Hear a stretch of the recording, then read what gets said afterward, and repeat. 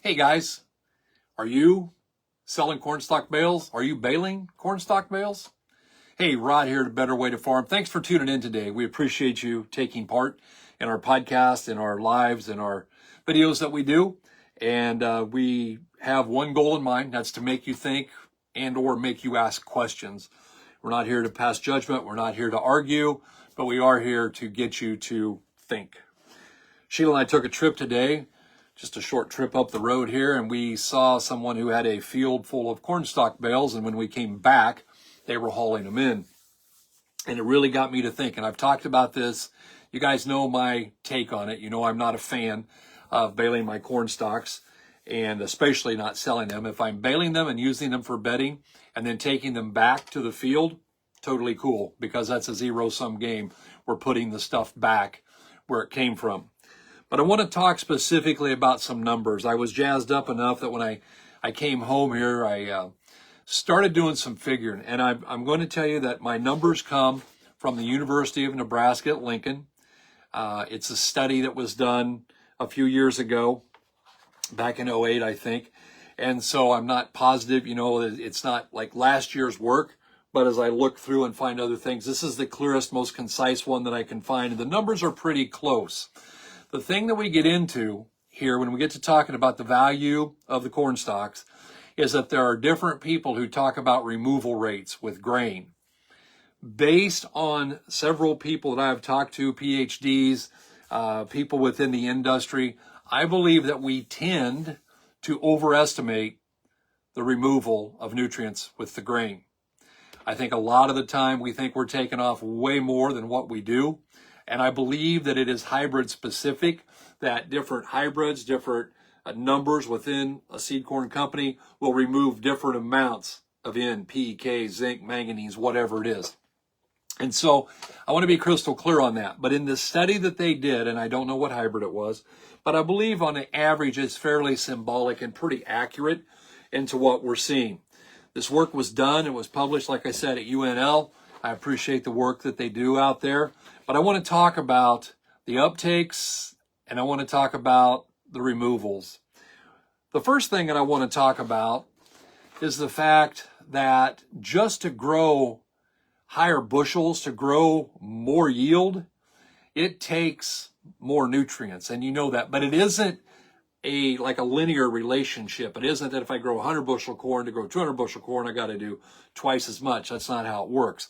According to their work, when they were going from 175 bushel yield to 257. So those are the firm numbers. We had 175 bushel, and then we went to 257 bushel yield. Here's what the nutrient uptake changed. In phosphorus, to get to 175 bushel of corn, we had to take up 0.28 pounds of phosphorus per bushel. In order to get to 257 pounds, we had to take up 0.4. In other words, it was actually a third more, right at a third more, actually a little more than a third. And when you start jumping that up there, it was almost half. It was close to 50% more to increase just from 175 to 257. So it's not a linear relationship. It's a curve that takes off like a rocket ship. Let's talk about potassium. To grow that 175 bushel corn, it took 0.95 pounds of K. To move to 257, it went to 1.75 pounds per bushel. And guys, that is not quite double, but it's really close. It's like 90% more. It almost doubles in order to change that yield curve just from 175 to 257.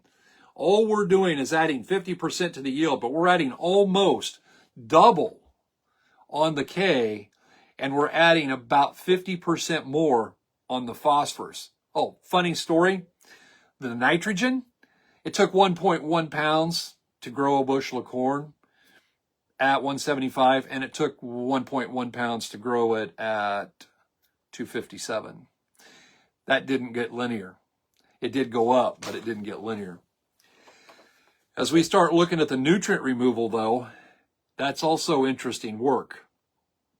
With each bushel that we take off at the 257, they said it took off 0.31 phosphorus, and it took off 0.24 at 175. So the removal rate did increase, but not near as much. But the kicker was in the potassium. In the potassium, the removal rate at 175 yield was 0.21. At the 257 bushel yield goal, it took 0.22. That means we left a bunch behind. So I ran through here and I just pretended that this guy, because it looked like he'd had really good corn there. I watched it all year. It's just a few miles from me here. He had really good corn. I'm going to assume that it made that 257. So let's talk about what happens when we pull those stalks out. Now, I know this guy has a lot of livestock, and I'm going to presume that he's taking that back to those livestock barns and he's using it for bedding and he's going to bring it back. However, I also did a little looking here, and I've looked around at some of the local auctions, and I've looked around on some of the marketplaces here locally, and corn stalk bales are bringing roughly 30 bucks a piece. Part of the problem we have here in southeast Iowa where we're at, hay at the sale barn's bringing between 20 and 40 bucks a big round bale. So actual good grass hay is just not selling very well. And so now all of a sudden, instead of having grass hay with more nutrients in it for the cattle to utilize, we're seeing corn stalk bales out here. We have a baler. I'm not interested in doing any custom baling for less than 20 bucks a bale. I know there are people out there that'll do it for 15. We don't want to be in the custom business, and therefore we're not. But even at 15 bucks a bale, if you say it's worth $15 a bale to bale those bales up, now all of a sudden if I sell them for 30, I'm getting 15 bucks per bale. That's it. $15 per bale.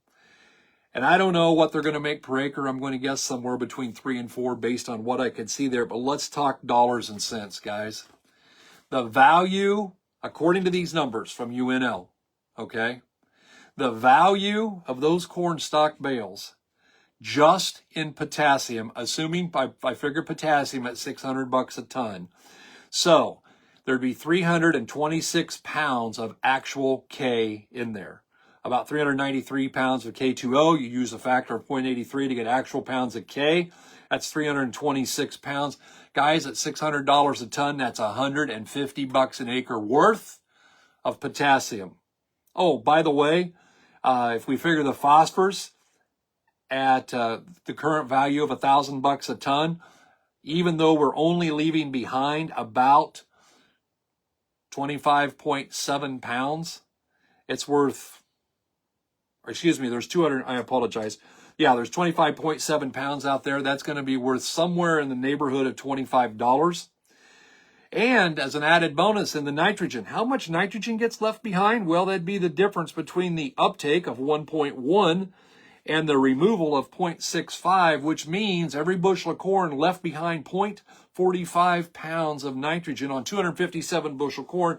That's 115 pounds worth of nitrogen. Figuring that at 40 cents a pound, that's another 44 bucks. Guys, that's $219 worth of nutrients.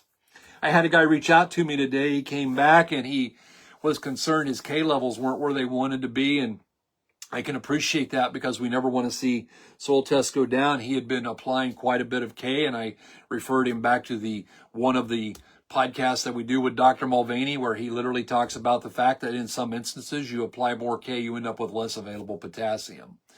And so I referred him back to that. I was like, don't be disheartened here. Let's take a long look at this and see what we can do. And I had him talk about the fact that I said, what have you been doing? He'd been putting dry on for a really, really long time, and he's worried about going to liquid. And I'm like, so you've been applying dry? You've been applying quite a bit of dry for quite some period of time, and your K levels are 90 parts per million. They're low. Yeah. I was like, so what conclusion do we draw to that? Well, I need to put a lot more on. I'm not sure that's the answer. But the answer that I will give you, because I know he had a monster crop this year, he grew 270 bushel corn. My first question was, okay, how'd you grow the 270 bushel corn if your values are so bad and there's no other way to get it? Well, we used row place starter and we foliar fed and we did some things. Okay, I'll take your word for that. I have some work right here, some analytical work that we're going to be releasing and talking about at our Fundamentals of Agronomy, showing the amount of K that's in the top 6 feet, that's in the plant extractable form. Not that's theory, not that's in the fundamental, elemental, got to ash it down to find it, But we have found in our tests that we've been doing, because we've been soil testing at 6 inches and then start at 6 and go down 12 after that. So 18, 30, whatever, 42, blah, blah, blah, all the way down to we're getting down into that 6 foot range. And we have found in available plant extractable potassium in that top 6 feet, a high of 7,700 pounds, a low of like 3,700 pounds. We still got some more numbers to crunch for some more tests that we did. We're actually digging a couple more root pits to find some more numbers. But guys, there's a lot of potassium on down there. The key is to drive the roots, get a hold of it, put it in the stover and leave it behind. This guy grew 260 or 270 bushel corn. I was like, based on these numbers, all of a sudden you're sitting here looking at, in that plant stover, somewhere in that neighborhood of 300 to 350 pounds potassium. Let's get a stock digester on out there and let's recycle those nutrients just as fast as we can. Guys, when we bale our stalks, we remove all kinds of things. We remove NPK, we remove zinc and manganese and copper and boron and all of the other nutrients and sulfur and calcium. All those things are gone. We also remove all of that residue. That residue can recycle very quickly. That residue will eventually help become some organic matter. That residue provides cover for that soil to keep it from blowing away and help keep it from washing away. And I understand when you're growing, some of you guys growing 300, 330, 350 bushel corn, you're going, you don't understand my residue. Yes, I do, because I've been there. I've seen 400 bushel corn. I know that it's walking on a mat, and you have to figure out how to manage it. No-till may not be the answer there. There may have to be some kind of incorporation with the soil. I get all of that. But I am very concerned about what we're taking away when we sell those stocks. I'm very concerned about the soil health. I'm very concerned about the nutrients lost. I'm very concerned about soil bacteria. And I believe with everything in my body exactly what it says on my desk pad, which is right over there, 6 feet from me. It says in red ink, it is never wrong to do the right thing. Guys, each person has to make their own decision. We've talked about selling these stocks before, and I know that each one has to walk their own line, and that's okay. I'm just asking, before you do it, I'm asking you to think. I'm asking you to ask questions and say, is this a good deal for me? It also says on my desk pad, everything that happens in ag is good for somebody. The question is who?